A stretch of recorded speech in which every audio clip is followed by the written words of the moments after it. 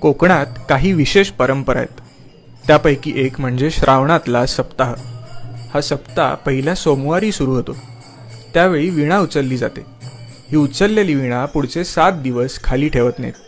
या 7 दिवसात 24 तास कोणताही खंड पडू न देता अभंग गायन सुरू असतं. प्रत्येक वाडीचा पारा असतो. पारा म्हणजे त्या ठरलेल्या वेळेत गायन करण्याची जबाबदारी. कित्येक वर्षांची ही परंपरा आजही उत्साहाने सुरू आहे.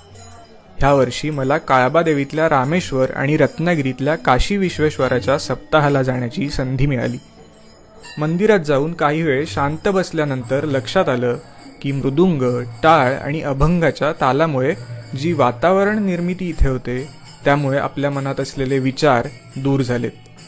मला ही एक प्रकारची मन शुद्धीकरणाची प्रक्रिया वाटली. तुम्हाला असे सप्ताह किंवा इतर परंपरा माहिती असतील तर कमेंट्समध्ये नक्की सांगा.